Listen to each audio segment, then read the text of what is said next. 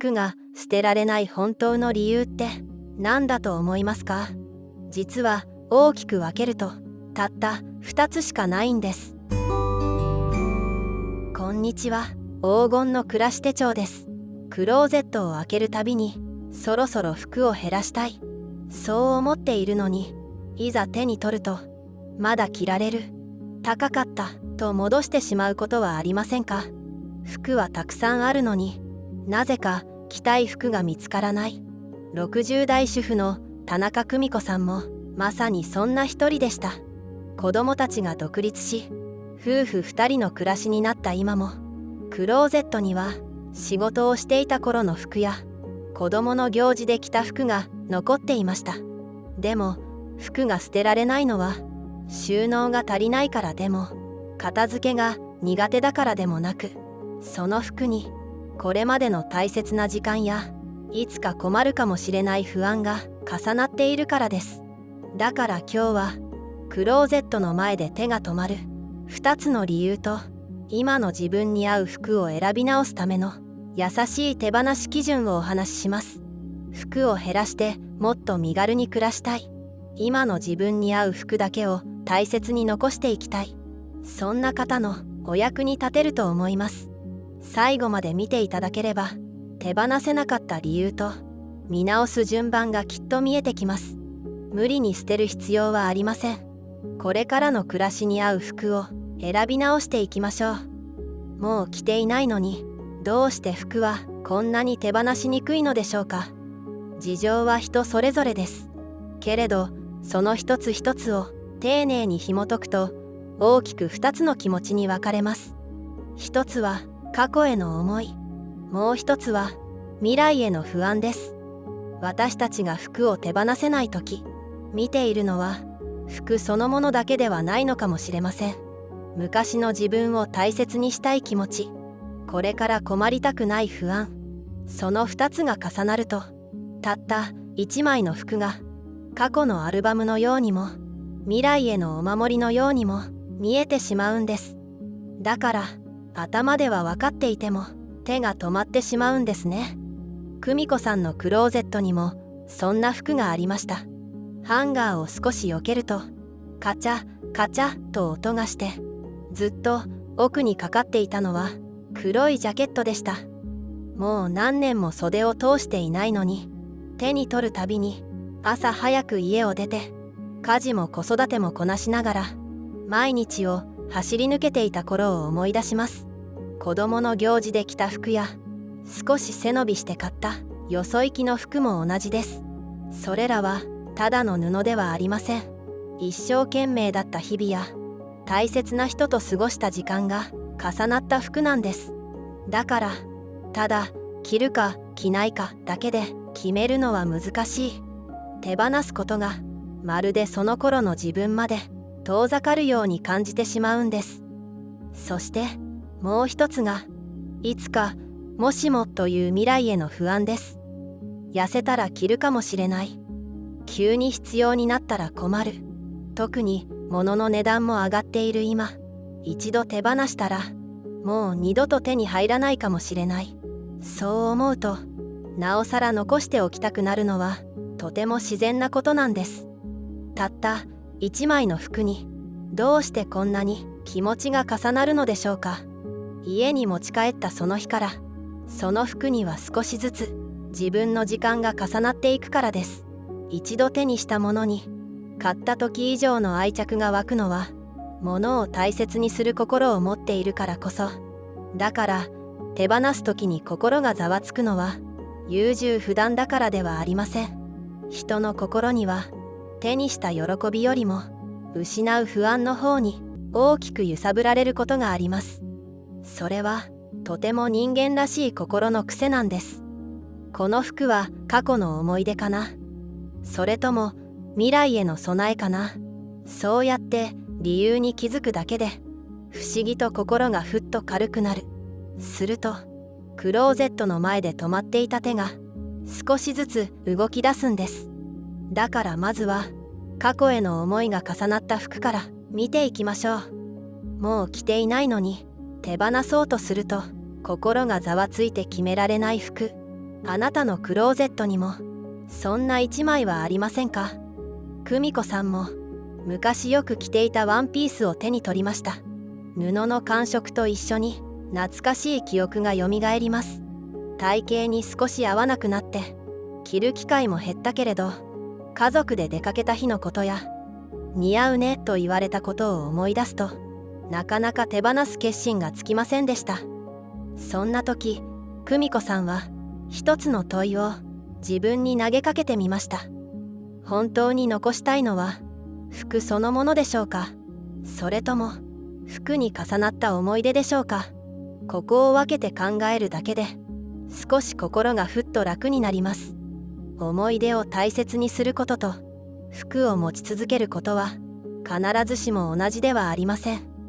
嬉しかった気持ち、頑張っていた自分、大切な人と過ごした時間、それは服を手放してもちゃんと自分の中に残っています。手放す前に写真を撮っておくのも一つです。そんなことで何が変わるのと思うかもしれません。でも写真に残しておくだけでその服を着ていた頃をそっと振り返ることができます。これが意外と手放すきっかけをくれることもあるんです。昔の服を見直すことは、あの時はありがとうと区切りをつけ、これからの暮らしに合う服を選び直すことです。できれば一度袖を通して確かめてみてください。今その服を着た時、心地よく過ごせるでしょうか。着ていて窮屈ではないでしょうか。昔は似合っていたのに、前はもっと綺麗に着られたのに、そんな服が増えているなら、役目を終えた服に隠れて今必要な服まで見えにくくなっているのかもしれません。思い出を大切にすることと今を苦しくさせないこと、この両方を受け止められた時、クローゼットは過去を閉じ込める場所ではなくなります。そしてこれからの暮らしを支える服が並ぶ場所へと変わっていくんです。過去への思いを整理できたら、次はいつか着るかもしれないという未来への不安から残している服について見ていきましょう。次に久美子さんが開けたのはパジャマと部屋着の引き出しでした。開けた途端、ぎゅうぎゅうに詰まった中身が押し返してくるようでした。実は服が減らせない時、意外と増えているのは外出着よりも家の中の服です。近所には着ていけないけれど部屋着なら、毛玉はあるけれど防寒用に、洗濯が間に合わない時のためにもう一枚、そうしてもしものためと残すうちに、いつの間にか引き出しは予備の服でいっぱいになっていきます。久美子さんの引き出しにも未来の不安が形を変えたような服がたくさん眠っていました。手放そうとするたび頭に浮かぶいつかという言葉、いつか痩せたらいつか必要になるかも。この言葉には確かに安心できる響きがありますよね。でもこのいつかが増えすぎると、クローゼットは今日着たい服を選ぶ場所から着ない服を貯める場所に変わってしまうんです。もちろん備えは大切です。冠婚葬祭の服、季節の変わり目に必要な服、洗い替えの予備、どれも暮らしを支えるまっとうな備えです。物価が上がっている今、使えるものを手放すのはもったいないと感じるのはとても自然なこと。無理に捨てる必要はありません。ただ見直したいのは備えそのものではなく、どれくらい持つかという量なんです。一度立ち止まって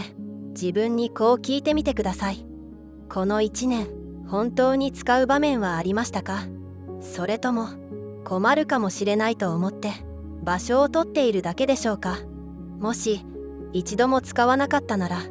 安心の量を見直すサインかもしれません。洗濯の回数に合わせて3日分で足りるのか、5日分あると安心なのか、家で過ごす時間が長いなら部屋着は何枚あれば心穏やかに過ごせるのか。正解は人それぞれです。誰かの基準に合わせる必要はありません。なんとなく不安だから全部残すではなく、これだけあれば大丈夫、そう思える枚数を決めてみること。まずは一段だけ開けて持っている枚数を数えてみませんか。このくらいがちょうどいい、そう感じられたら引き出しの中は少しずつあなたらしく整っていくんです。未来の備えを整理できたら、次はさらに手が止まりやすい高かった服とまだ着られる服について見ていきましょう。服を手放すとき、どうしても手が止まるもう一つの強い言葉があります。それがもったいないです。高かったからもったいない、まだ着られるからもったいない。物を粗末にしたくない人ほど元の場所へ戻してしまう。でもその時あなたが惜しんでいるのは服そのものだけではありません。買った時の期待感、まだ使えるという安心感、物を大切にしてきた思い、それらが重なるからこそ心にブレーキがかかってしまう。それがもったいないの正体なんです。例えば久美子さんが手に取った上質なジャケット、買った時は少し勇気がいる値段でした。鏡の前で羽織った時、背筋が伸びた気がして、これを着ればまたおしゃれを楽しめる、そう思って選んだ大切な一枚でした。実は高かった服には金額以上の思いが残っていることがあります。あの時勇気を出して選んだこと、おしゃれを楽しもうと胸を膨らませたこと、久美子さんはその服から前向きな気持ちという対価をすでに受け取っていたんです。けれど何年も出番がないまま、見るたびに胸が重くなる。セールで安く買ったけれど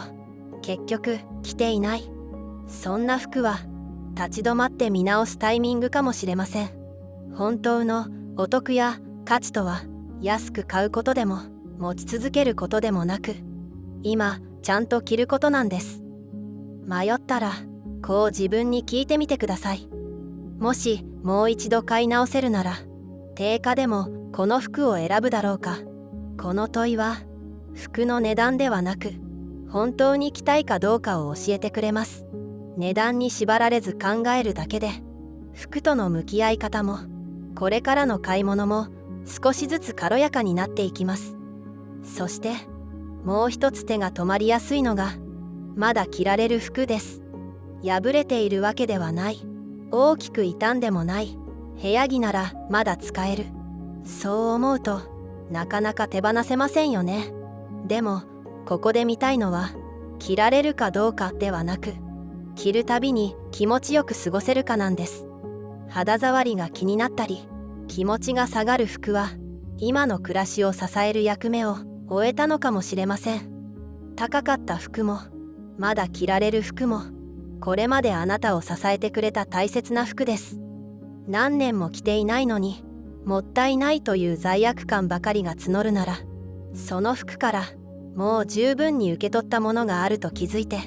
これから心地よく着られる服へ場所を譲っていく。罪悪感ではなく感謝で手放すことができたら、迷いは少しずつ静まり、クローゼットも心も軽やかになっていくんです。さて、心のブレーキを少し緩められたら、次は実際にクローゼットを整えるための最初の一歩、見える化について見ていきましょう。クローゼットを整えるとき、いきなり1枚ずつ手に取って、いる、いらない、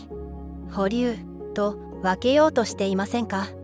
もちろんそれも一つの方法です。でも服が多い時ほど手に取るたびに思い出や迷いが浮かんで、結局1枚も減らせないまま